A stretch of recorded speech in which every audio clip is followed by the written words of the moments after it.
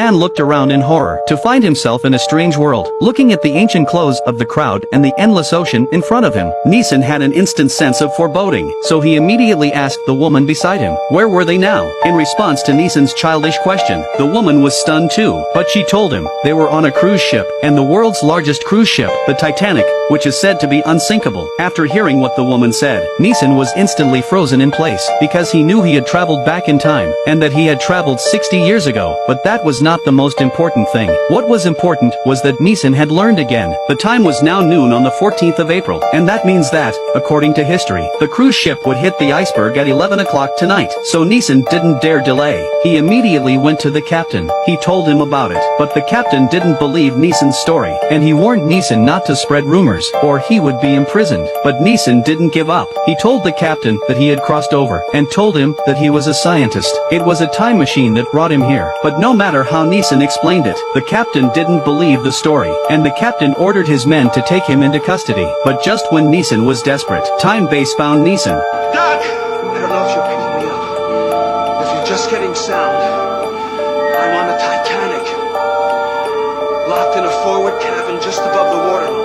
Hearing of Neeson's confusion, his superiors immediately decided to send Jack to assist Neeson again, but in order to convince the captain to trust them, they had Jack change into a costume of the era. Then they got a report on the sinking of the Titanic. After everything was ready, Jack immediately entered the time machine, so the crew quickly activated the machine. After a burst of lightning and thunder, Jack managed to travel back in time. He arrived in the cabin of the cruise ship, and Jack's instant appearance also startled the workers inside, but it was too late for Jack to explain. He had to get to Neeson as soon as possible, so he immediately made his way to the cabin above. While the guards were relaxed, he quickly entered the room, and Jack's presence took Neeson by surprise. He had no idea that Jack had ventured across to help himself, but what Neeson didn't expect was, what Jack did next was a shock to Neeson. The two of them quickly made their way to the communications room. They immediately took control of the people inside. Jack then immediately used the communication equipment to send out a distress call. If the rescue team could find them before they hit the iceberg, then they could avert the disaster.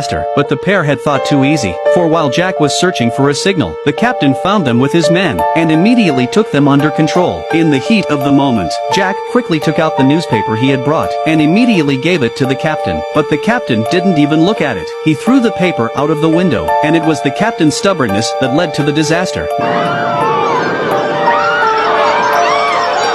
With the ship rocking and swaying, by now the captain believed Jack and the two of them, so he immediately went to Jack's room, and asked them what was going to happen next. Captain, the only explanation is the truth. You see, we come from the year 1968. We've traveled back through time to this moment. What's happening here is history for us. When he heard Jack's answer, and that's exactly what he wanted to do next, so he immediately changed his plans. He called for his men at the door. He told him to tell everyone to abandon ship, seeing that the captain had ordered the abandonment of the ship. So Jack and the two of them were ready to go and help everyone else. But just as they were about to leave the room, It occurs to me now you may even know whether I will die tonight.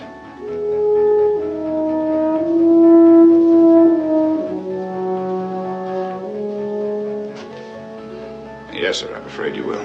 when they heard Jack's reply, the captain was also instantly scared, yet he chose to continue to face. He prepared to go and command the order outside, and Jack and the two of them followed him out of the room, ready to help everyone escape. But when they got outside, there was a strange explosion, because their time machine had malfunctioned, and they were in another world, and in a small space.